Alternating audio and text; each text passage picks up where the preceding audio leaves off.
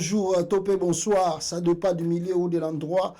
Beaucoup d'occasions Kolanda Bisso en direct à peuple congolais de partout dans le monde, Bissika Bozali. Merci beaucoup d'abord de rester fidèle sur notre chaîne. Merci de continuer d'aimer et de partager nos directs et tout ça à Bino. Alors le Petozana va prendre vraiment très capital que nous voulons partager ensemble ici. Bande Konangai, Yaliboso, Ezali, Tokomeka Kolobela, Félix Tshisekedi, Awangani.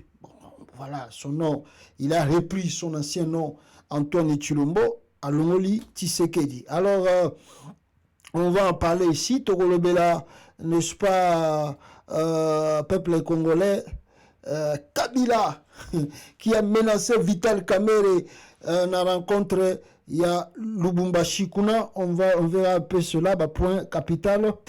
Tokolobela Mukwege, le candidature, et puis Martin Fayulu. Et puis Tokolobela, la frappe qui continue dans le régime Tile Genoux. Comme ils ont l'habitude de le faire, plus de 21 millions de dollars américains. Nzela Ekei et Baninango Te. On va en parler ici. Et puis Tokolobela sur la sécurité de la partie ouest du Congo. Alors, le mélange. Où est Zali Koya? Alors, mais sans plus tarder, je vous laisse d'abord écouter Bananabino, Tobaleki Nabino, ou équipe nationale, ya Léopard, Ndenge, Bazaliko Lela, Passi, peuple congolais. Ça, c'est le Léopard. Bazako Lela, Passi, parce que l'équipe nationale, fallait pas bêter match, mais, Bachaki Bangon Hôtel, Bengani Bangon Hôtel, Banamboka, Bengani Bangon Hôtel. Écoutez, Bango de Bazakoloba. Makambo efwe sila et bandaka na fédération l'air à président Omari toye lelo mutazo diriger fédération lelo dali Sambi bien donné Sambi ancien gardien il y a Saint-Paul Obi kuna baboni combien ezali plus de zela ezaba 5 eza misato ekozala ya kala misusu eza na ba box ya pembe boye ba box mo boye eza ya pembe boye koza na 2 ou 3 et puis na piano donc koza entre 6 ou 7 boye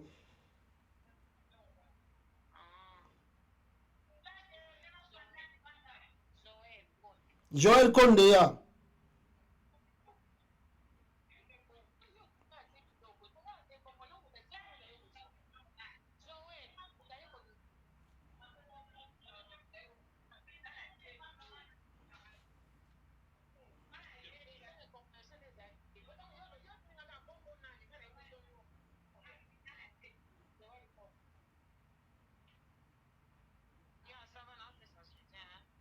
ok, so aussi so benga.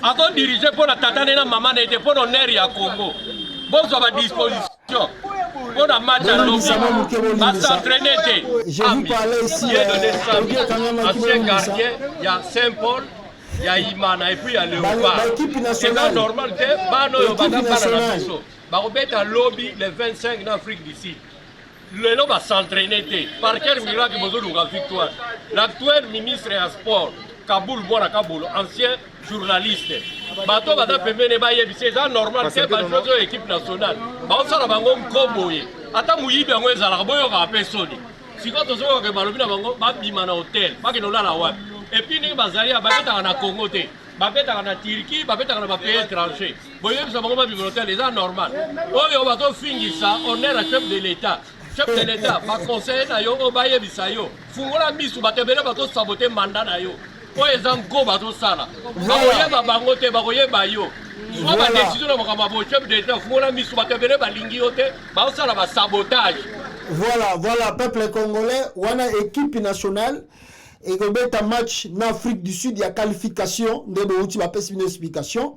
Et Tona, Bazali, na ba équipement Tebo, quand on va jouer, Bazakole la awa peuple congolais, la négligence, il y a gouvernement congolais, où ils ont ça la bango, pas si peu mawa, écoutez Kolela Yabana, Nabino de Bazakole la, pas si peu mawa peuple congolais. La prison au mari. Toye lelo, mutazo diriger fédération lelo dali Sami. Bien donné Sami. Ancien gardien, il y a Saint-Paul, il y a Imana et puis il y a Léopard. Et c'est normal que bano yo bata banana biso. Ba obeta lobby le 25 en Afrique du Sud. Lelo va s'entraîner par quel miracle bozo lunga victoire. L'actuel ministre des Sports Kaboul Bwana Kaboul, ancien journaliste. Bato bata pemene ba yebi c'est normal que ba jouer équipe nationale. Ba osala bango koboye. Ata muyibi yango ezala boyo ka pesoni. Siko to so ke balobi na bango ba bima na hotel, ba ke nolala wapi. Et puis ni bazali ba beta na Congo te. Ba beta na Turquie, ba beta na pays étranger. Boye bisa bango ba bima na hotel, c'est normal. Oyo bato fingisa, on est le chef de l'État.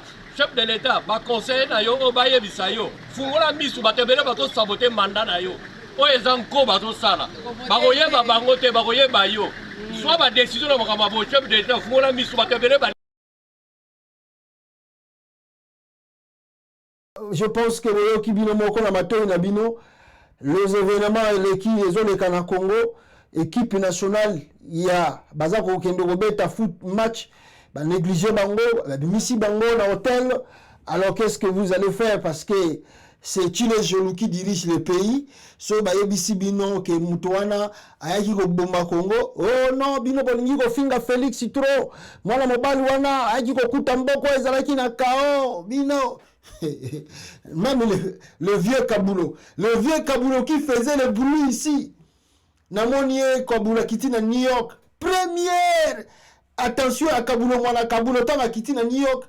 Ake osoma bilamba na magasin à New York. Je pense que c'est pour sa première fois comme États-Unis.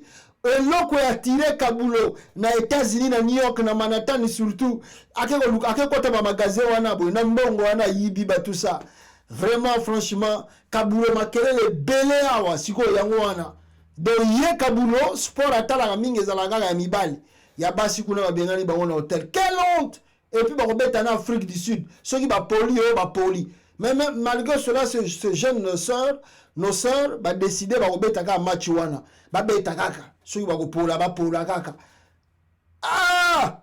Tu ne peux pas venir na e de nyakero pe. Ba bani na bango ba yotala pena depuis lobby.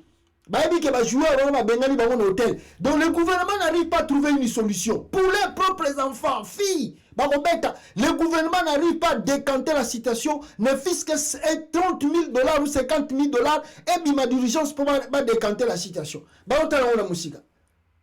Mawatro, mboka ba miyibi na ba miyibi bazawana. Alors comment ba bloko mususu beaucoup encourager batuba ko beta. Nous avons beaucoup de sœurs au ba beta la balle na poto ba ko beta pe na Congo. Mettons ba lota négligence aboy. Mutabanda ovana na poto tika poto aya ko beta bino po bon négliger boy. Ça passe. Alors, peuple congolais, rapidement ici na Kasai Sikoyo. Ba mama oyo boza komona eza ba mama na biso ya Kasai. Fachi beto muko tombolo mwana mai. Fachi beton. Fachi beton na beton. Non, je ne sais pas comment vous expliquer. Je ne sais pas. Bande Rolangai, Chilombo, Bakei Koyiba, tellement ils ont vendu des parcelles d'autrui. Na oba teki ba mapanga batu na Congo na Kinshasa surtout. Na oyo ba botoli na makasi na Kinshasa. Alors comme ma Kinshasa climat ils ont les cas suspendus bien pour batutu ba timbeli bango déjà ndabaje na bango. L'entourage de Félix Tshisekedi et lui-même Antoine Tshilombo bake na Kasai. Na Kasai bisika pe Félix yango akitaki soki lelo soki lobi. Mes frères, banda population basombaki bandaku na bango et même ils ont vendu batekaki bandaku côté kuna Kasai. Bakei lisusu ko déloger batuana bandeko na biso Kasai na makasi par la force. Ah, les peuples Kassaïens souffrent. Hein? Ah non. Vous savez, il y a de naïfs ici en Europe. Hein? Il y a vraiment des naïfs. Même à Kinshasa, il y a des naïfs. Il y a vraiment des naïfs. Vous savez que on ne dit pas que la province tout va bien. Mais si on regarde, à part de qu'on a vu sur un nord, à sud Kivu, Oyo, Bazali tout le temps tourmenté par les rebelles. Il y a M23, Babylone, Kouana, tout ça. Mais je vous dis la vérité, la population qui paye vraiment le prix, c'est le Kassaïen. Les Kassaïens payent le prix.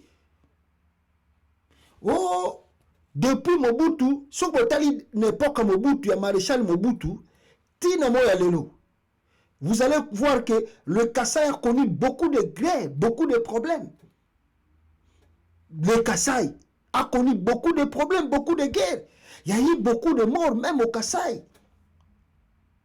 Vous savez qu'à un moment, à Joseph Kabila, les Kasaïens ont fui l'Angola. Par les milliers, des millions. Les noms Oyo, Bameka Kozonga Nakati Mboka. Mais tout ce monde-là, oh, Bakima même Angola, tu as évité ce basi baloja, bango pour vendre Kola na Libanda. Maintenant, le même Kassaïen qui se disent, mon frère Kassaïen est président de la République. Tikato soutenir, c'est le même président et son entourage que des Kassaïens. Bakei bisika bango basoma mapangu na bango bavanda depuis des années. Bakei roboto la bango na makasi. Ah non, le régime Félix n'a évité jusqu'à pousser nos pauvres mamans qui sont là, nos pauvres mamans baza awa. Bakoma kosenga que Joseph Kabila yakota et la biso likamboyo. C'est pas possible, les jours. Les Kassaïens, nos mamans ici, Kassaïennes, demandent à Kabila, Zongana yo, Kabila, Zongana yo. Tout le monde a makama boyete sérieux qui président. Zongana yo, Félix on demande kolba, moi ne tout. Tala makama zo sala biso. Ata Kabila on va benga ki étranger sala biso boyete. Les Kassaïens souffrent.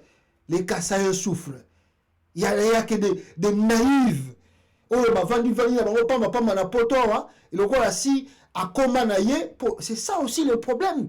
Un comportement que nous trouvons chez nos frères du Kasaï et nos sœurs du Kasaï.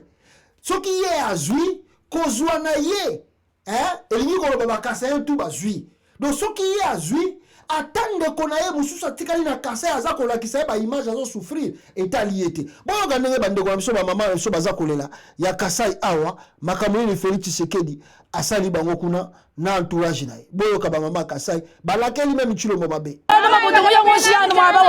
kabila mukwana muya mushiya kabila mwana muya mushiya lelo chilo ombo wachi saka nyaka bakongwana shene bana ndine bana je kumine batano tatu ne nyaka soma nabo kwa hiba ya mama chilo ngachwa bana ya bana bakwabo atuka kula kwesta bana na chilo ombo sema bana bana ombo bana chilo ombo wewe chilo ombo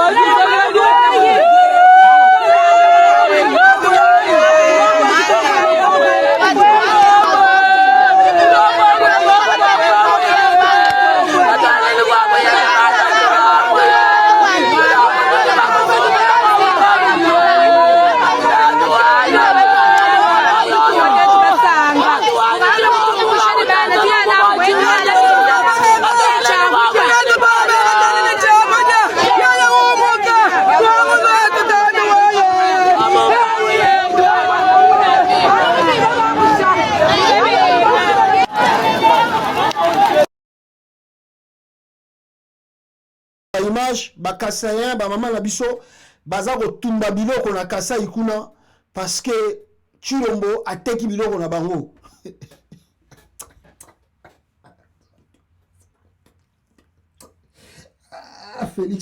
Félix a mauvais.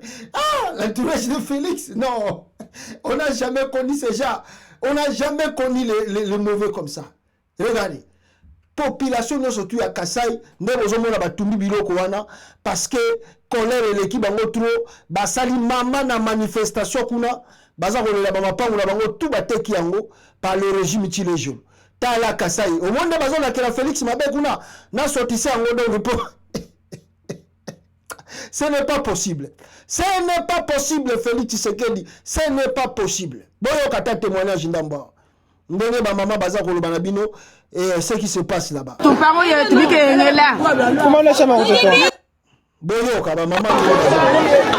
mama wantu mun chinchi chachinga chinchi tatuanyi chilombo fumama ndisumba tukibeta busho nenza kadiba tubesho kwa kute tumpango ye tubikengela kumala shama kutoto nimba tubesho tama kutamile bibili desa tubesho kwa kuelero hapa ngamo bele desa nimile chinchi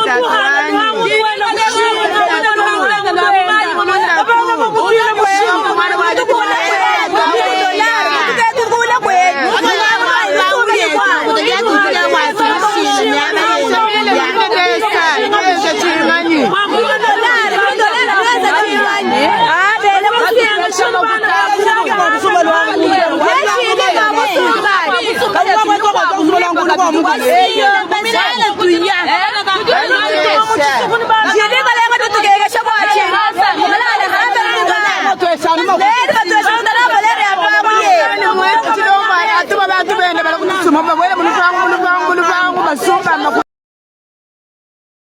biso ya Kasai ba mama na biso ya Kasai ba leri na munoko ya mboka oh Félix Mwanetu akobongisa Kasai akobongisa na biso Kasai akosala na biso makamba bien donc Félix Mwanetu bobangelo côté Félix ayaki pona biso lelo je pense que ba mama wana bisika bazali bango moko ba témoigner que non vaut mieux que tout kata Joseph Kabila nenga azalaki na président azalane libela que tondima Félix Tshisekedi oyo toyebaki biso tobanda kokanisa ki aza vraiment Mwanetu ya solo nzoka nde le monsieur azalaki na ye peut-être na mission ya ko attirer ba tension na biso ba Kasayen à la fin de compte asakana na molimo na biso ndenge bazali komona lelo. C'est triste mais comme réalité oyo peuple Kassayen azako vivre avec le régime Tshilejolo parce que ba mesana nango partout ba mesana na frappe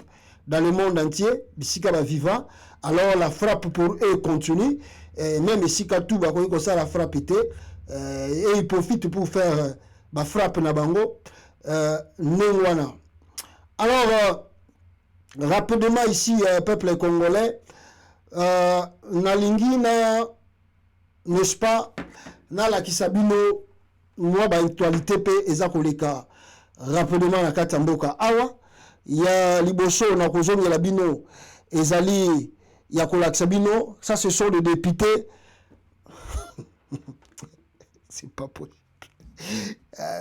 Félix Félix c'est un phénomène voilà vous avez les députés ya Congo et ces députés du Congo peuple congolais basali 3 mois sans salaire 3 mois impayés alors ba député à Congo ba décider ba lobi ba siéger les sous-soutés. Pourquoi ils vont plus siéger? Ba lobi que non pourquoi ba siéger parce que mbongo na bango ba salaire ezo mona na te ba $21,000 au bazwa ka fin du mois ezo bimate alors ba ba siéger te ndelo moni boye séance à lobby le 24 et Salama quitté et Assemblée nationale. Pourquoi les députés sont partis réclamer les 3 mois d'arriéré? Mboso kodia abengi bango na mpanza bi oh no boya kaka to solo la ba député ba bi ata 8 kilo to ko sala 8 kilo te makamba 8 kilo ezate bo misalo ba salaire na biso. Gaye même les députés nationaux baza ba salaire te bongo sikoyo ba chilo ndo makamba yaki ko bana bato na poto o a multiplier ba salaire ba to fois 3 fois 4 a multiplier ngwapi oh bas oh na to multiplier boy oh to sali boy ba multiplier ngona mboga ni na kwani ngaye multiplier ba salaire bozo boli ba tunde o multiplier ba salaire bato. Alors si les députés n'ont pas de salaire, allez-y comprendre maintenant les militaires, allez-y comprendre les fonctionnaires de l'État, allez-y comprendre n'est-ce pas les agents de professeurs, tout ça, bah enseignants, bango bakole landengini. C'est ça, mboka zokene na chaos. Donc yango na zo bana batunyo surtout si vous faites par erreur ou par sentiment, ya kondima ke Félix Tshisekedi atikala na ye président ya Congo au-delà il y a 2023 et qu'il y a eu ba élection et que biso tout ba congolais tous la naïf tout accepter yango on va témoigner ici ce qui va se passer au Congo. Et la bisono surtout na monoko ya mboka. Et peut-être, je ne sais pas si tu as trop tard, mais que non, ata to bengi mututu, ata to robina mututu, on nous dira comme réponse, ezali faute na bino moko ba congolais, botiki Félix Tshisekedi ayiba élection et puis boza kotala ye kaka kotala. Kaka na moitié ya koyiba mbongo wana. Afana zongi la bino na mukanda wana. Kaka na matière ya koyiba mbongo peuple congolais. Toye komona lisusu sen mususu bimi awa. Sen wana boza komona, le président ne vole pas, on vole pour lui. Félix Tshisekedi ne vole pas, mais bayibe la kaye. Na matière ya ba hydrocarbure bisika Félix Tshisekedi achaki batu mususu. En attendant nazo la bino yango, na lingi ya tala na scénario oyo, et puis nazo zongela bino awa kala mingi te, boyoka scénario oyo ya moto ninga za koloba sur makambo etali ba détournement d'abord ya ba yuma, et puis ngai nazo tozo tracer na bino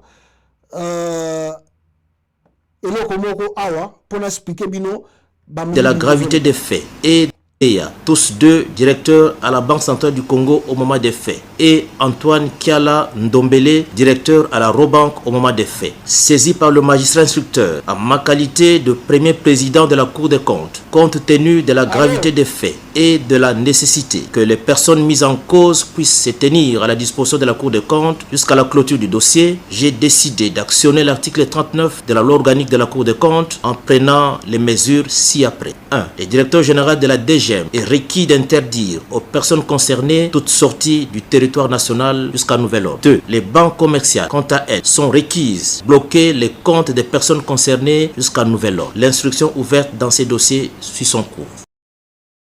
Tous deux directeurs à la Banque centrale du Congo au moment des faits, et Antoine Kiala Ndombele, directeur à la Robank au moment des faits. Saisi par le magistrat instructeur en ma qualité de premier président de la Cour des comptes, compte tenu de la gravité des faits et de la nécessité que les personnes mises en cause puissent se tenir à la disposition de la Cour des comptes jusqu'à la clôture du dossier, j'ai décidé d'actionner l'article 39 de la loi organique de la Cour des comptes en prenant les mesures ci-après. 1. Le directeur général de la DG est requis d'interdire aux personnes concernées toute sortie du territoire national jusqu'à nouvel ordre. 2. Les banques commerciales, quant à elles, sont requises bloquer les comptes des personnes concernées jusqu'à nouvel ordre. L'instruction ouverte dans ces dossiers suit son. Peuple congolais, j'étais ici pour vous expliquer d'abord le dossier Oyo, Natchelibino Awa. Le président ne vole pas, on vole pour lui. Pourquoi Balobi Bongo? Parce que Mouyidi Oyo, Ezo Salama, l'entourage à Félix Tshisekedi, Banda comme président Ezaya Somo.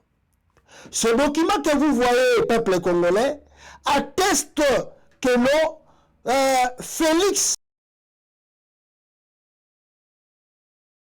millions de dollars, mais cet argent n'est pas justifié. Bah, justifié à Kayangote. Par exemple, nous avons à côté à Total. Total a payé.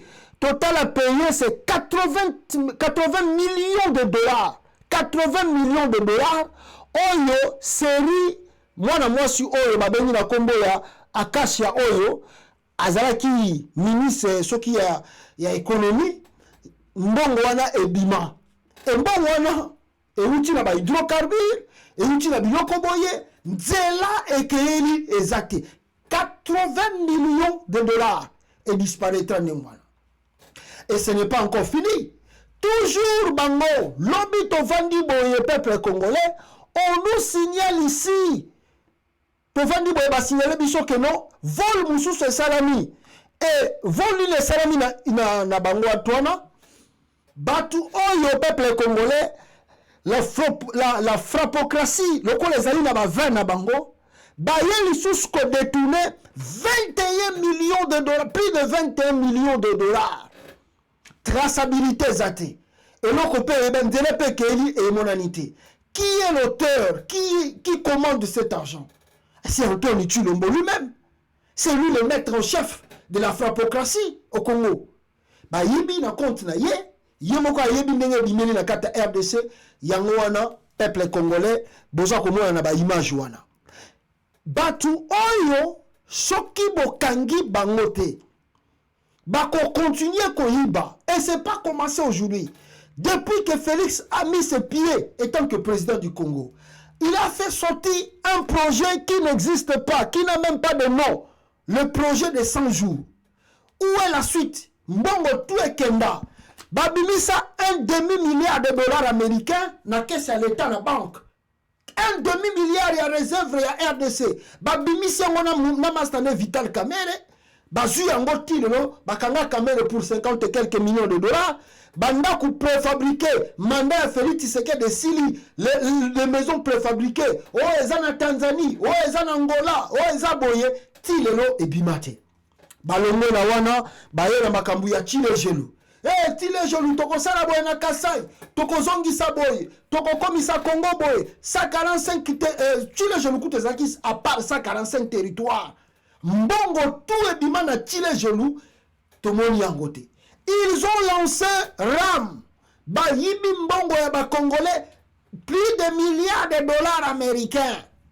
Oh, toko tchaba wifi au felen université, toko tonga boye.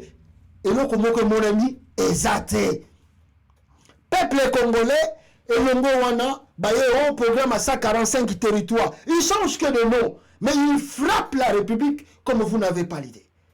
Baoutu ko frappé, côté à Bundu Sogik Akasha, Makangu ya Félix Tshisekedi, cette fille là, Makangu naye, babimisi 80 millions. Kotoyo, il y a un ministère Soki Yamini, babimisi plus de 21 millions de dollars. Les députés réclament des salaires, les députés provinciaux réclament des salaires, des enseignants, de médecins, de professeurs des universités réclament des salaires. Tout est chaotique au Congo à l'heure actuelle. Ils vont trouver un mot normal et ils vont justifier à qui? Gilles Alingeti mutabimisi eloko wana. Est-ce que Gilles Alingeti abimisi yango le cours de cassation bako saisir nango? La cour constitutionnelle va se saisir de cela. Balendela bata Félix Tshisekedi ata bakangiye bako saleni. On va aller peut-être un mois ou 2 semaines babimisi la bango ya kepoto. Il n'y a rien. Donc c'est un régime de malfaiteurs que nous devons mettre hors état de nuit. Pas disparaître dans le Congo. La frappe et la frappe continue toujours. Alors, avant la zone de la point Oyo, na linga qui na l'axabino et le très important awa Oyo mutu ya IGF asali. Mutu ya IGF Oyo Gilles na kombo ya Gilles Alingete yele mutu soki communicateur na ye mutu a signé document wana mais na kati ya signature ya communicateur na ye peuple congolais vérité ezalité.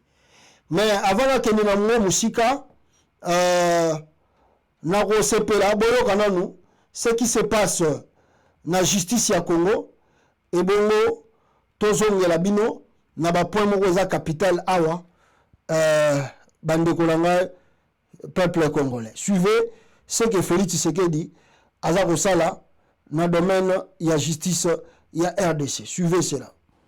Article 1er. Sont révoqués d'office de leur grade et fonction des magistrats civils du siège dont les noms et matricules suivent. 1. Conseiller à la cour d'appel Batena Chingandu, matricule D001148. 2. Juge du tribunal des grandes instances Kakwata Bwabouye, matricule D001002. 3.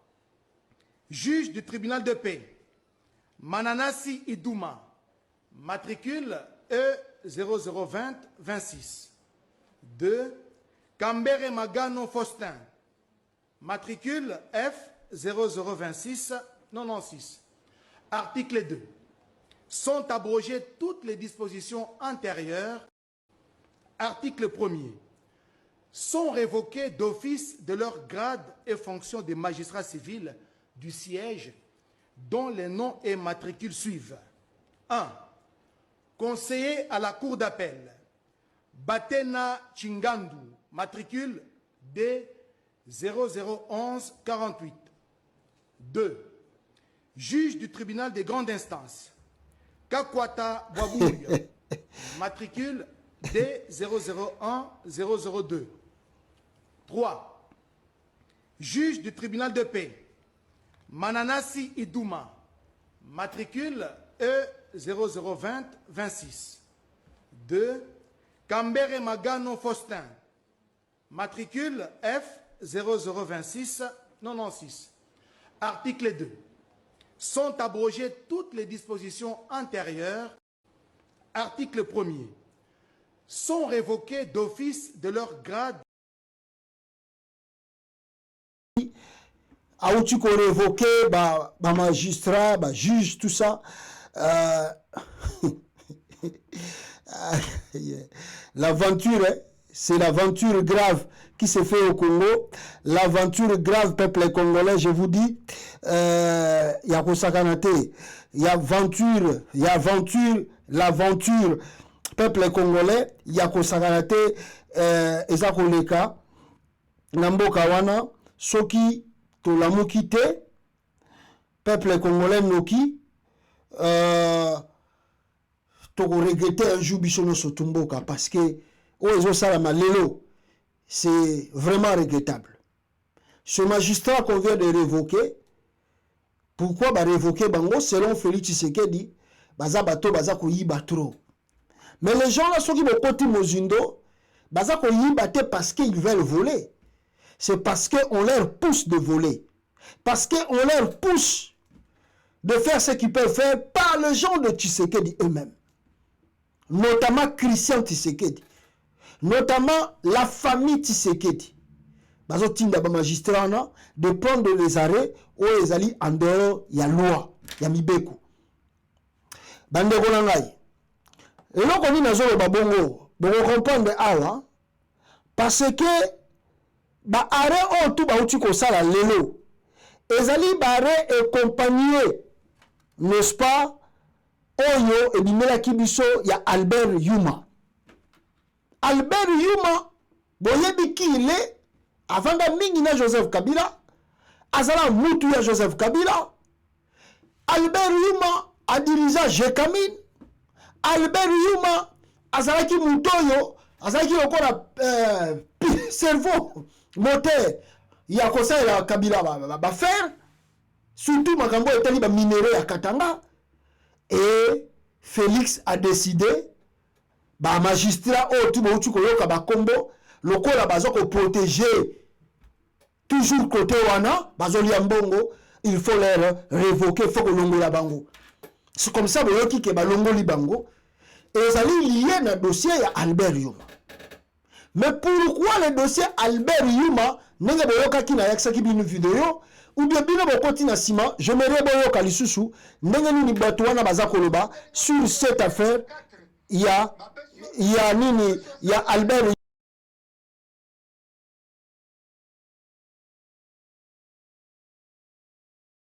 à la Banque centrale du Congo au moment des faits et Antoine Kiala Ndombele, directeur à la Robank au moment des faits. Saisi par le magistrat instructeur à Makali de premier président de la Cour des comptes, compte tenu de la gravité des faits et de la nécessité que les personnes mises en cause puissent se tenir à la disposition de la Cour des comptes jusqu'à la clôture du dossier, j'ai décidé d'actionner l'article 39 de la loi organique de la Cour des comptes en prenant les mesures ci-après. 1. Le directeur général de la DGM est requis d'interdire aux personnes concernées toute sortie du territoire national jusqu'à nouvel ordre. 2. Les banques commerciales, quant à elles, sont requises de bloquer les comptes des personnes concernées jusqu'à nouvel ordre. L'INSEA, tous deux directeurs à la Banque centrale du Congo au moment des faits, et Antoine Kiala Ndombele, directeur à la Robank au moment des faits. Saisi par le magistrat instructeur en ma qualité de premier président de la Cour des comptes, compte tenu de la gravité des faits et de la nécessité que les personnes mises en cause puissent se tenir à la disposition de la Cour des comptes jusqu'à la clôture du dossier, j'ai décidé d'actionner l'article 39 de la loi organique de la Cour des comptes en prenant les mesures ci-après. 1. Le directeur général de la DG GIGM est requis d'interdire aux personnes concernées toute sortie du territoire national jusqu'à nouvel ordre. 2. Les banques commerciales, quant à elles, sont requises de bloquer les comptes des personnes concernées jusqu'à nouvel ordre. L'instruction ouverte dans ces dossiers suit son cours.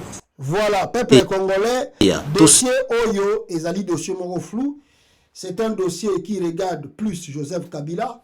Boyebi Kabila, Moutou, André ko diriger Congo na Batawana. Mais pourquoi Félix a ici dossier à Albert Yuma? Ezali ba compte à rendre. Ezali sous forme de pression.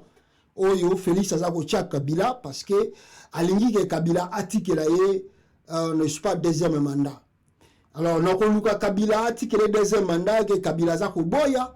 C'est voilà le pourquoi Félix Tshisekedi s'est énervé, a commis na kanda, a commis na colère et a eu décision, n'est-ce pas, yako sala nini, yako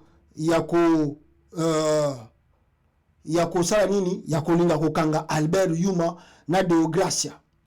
Mais peuple congolais, je vais vous dire une chose. Ceux qui Félix a batté, ko menacer bateau eboye, nde ekobimisa ba dossier pe mususu ya kala et surtout ya permis na Félix. Oyo bato monde entier ba ko regretter. Parce que tant que Félix a commis président de Gracia Oyo azalaki nanu n'est-ce pas na banque centrale. Mbongo ya 100 jours ebima na maboko ya Deo Gracia. Donc ayebi ba secret ebele. Ceux qui bozu Yuma tant que Félix a commis président, c'est Yuma qui dirigeait encore le GECAMIN et les autres. Ndenge Félix a sala ba coopération en bongo tout, Yuma ayebi. Mais Félix non pas za butwani ya kamabilo ko tout asala kana batu. Na ba partenaire tout asalaka. Voilà le pourquoi il a pris la décision yako wangana ba batoyo et puis yako tika bango devant la justice. Mais on tout bazotanga la bino communiquer, c'est de l'aventure et c'est de la poudre aux yeux.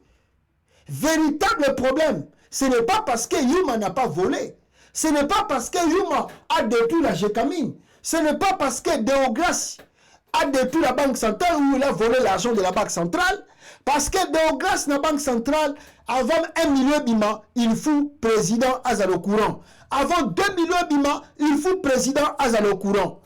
Albert Yuma, c'est vrai, lui aussi, il profite de voler. Mais toutes les transactions, le chef de l'État est au courant. Et à cette époque, c'était Kabila. Donc Kabila, en menaçant Deogracia et en menaçant Albert Yuma, Félix sait directement qu'il a touché Moïse Katumbi, qui fut le gouverneur du Katanga à cette époque-là, parce qu'il y a Makambaje Kamil.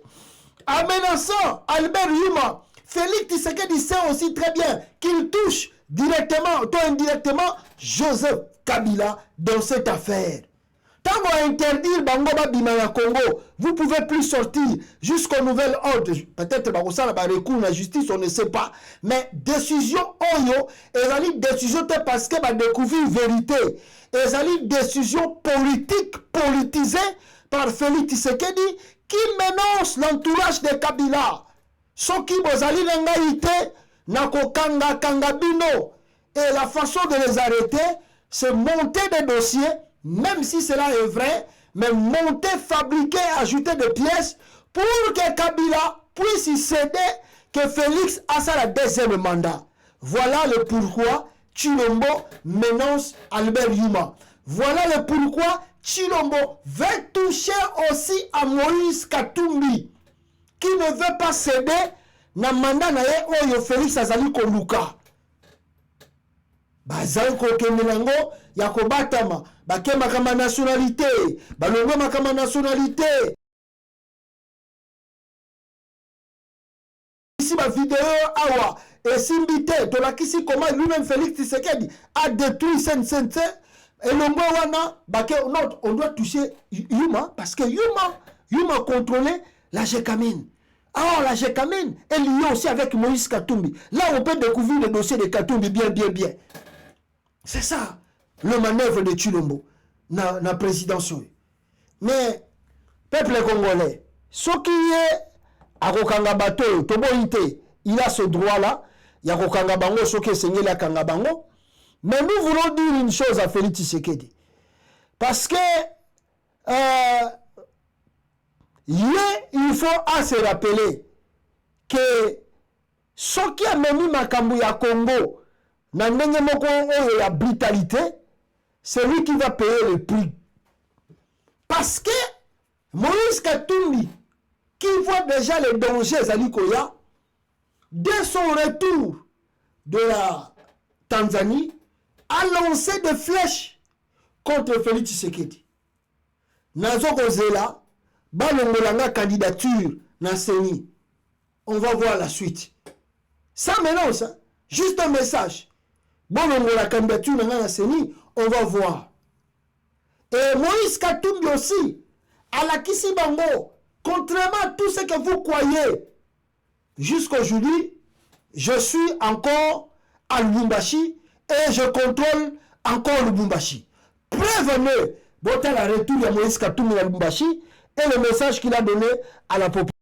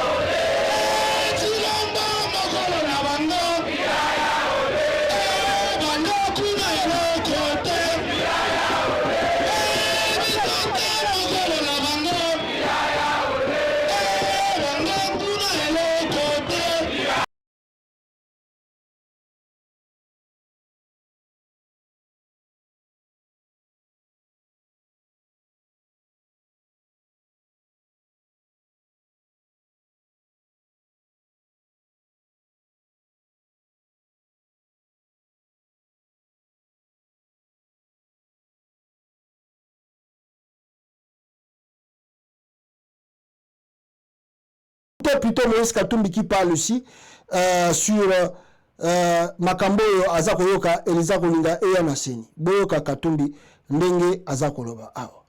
Wapi Moïse Katumbi qui parle et qui dit azozela bango balongola ya candidature na ye et puis on verra la suite na ndenge ekozala na kati ya Congo. Voilà. Toto akatanga moneshe mbele ma biceps yenu. Moneshe ma biceps yenu. Pima uyambe. Pima uyambe. Unasikilizana. Zamwenu. Mama mwenjo murtuzalaka. Murtukatalaka kukombana. Kama Mungu anakuchokoza mpige bucheche.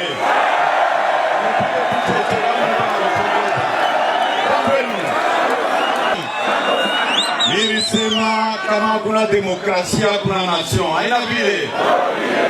Hii demokrasia yetu hapa ya kufunga ba innocent. Tunasikilizana. Alifunga Mike Mukebai mlifuata. Atuseme kintu. Tunasikilizana.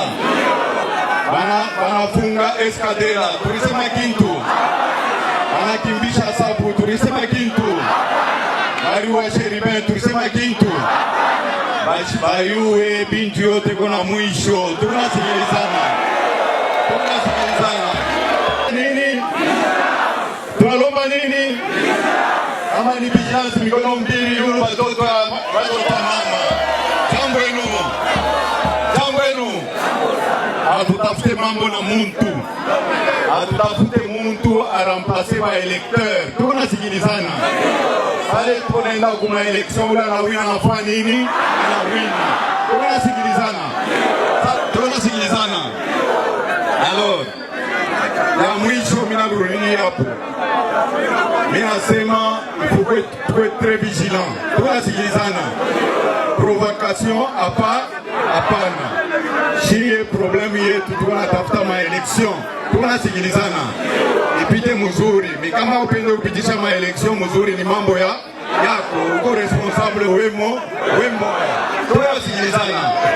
Voilà, Moïse Katumbi qui s'est exprimé devant la population. Azoro Batolo Zela Bango, a ici la population à Katanga, soyez prêts, soyez prudents. Les élections arrivent. Excusez. Les élections arrivent. Tokota la Bango, Ndenge Bako Ibela, avec leur bilan, il a cité le nom des gens qu'on a arrêtés par Félix Tshisekedi, même la mort du regretté Chéribert Okende. Donc, c'est-à-dire, tous un combat. Le combat où ils allaient sans pitié, sans merci, où ils ont gagné, a gagné Bitumba. Où ils pas Koufa Koufi, où ils ont Tikala vivant, à Tikali vivant. Et dans ce message aussi, Moïse Katumbi, je dois vous rappeler, moi je suis un bosseur, je ne suis pas un fêteur. Quelqu'un qui part tous les jours dans les fêtes, tous les jours dans les fêtes, tous les jours dans les fêtes. Moi, quand j'étais gouverneur, vous ne me voyez jamais dans les fêtes tous les jours. Devant la population, souffrir avec la population, je travaillais pour la population. Alors, le combat est déclaré, on verra qui va gagner. Mais tu ne vas gagner comment? Comment tu vas gagner? Ako gagner élection nengenini. Na la kisibino ya liboso photo ya mwasi oyo babengi na Akasha mbongo bayibaki tangazalaki ministre. Peuple congolais avant la kisabino mususu wana. Félix ako gagner élection nengenini. Botala na composition ya campagne électorale na ye. Ah, IDPS Koufi.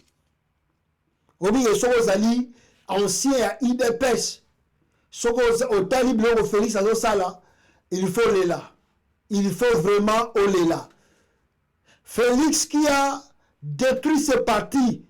Oh papa nae, même si aboto lango ba mastane mususu, abundela trop, IDPS 37 ans de lutte.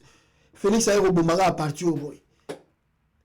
Ndenge toyebela ki IDPS. Chabani quand même malgré la Sabino Lokomoko, Chamen, on peut des fois comprendre de Chabani,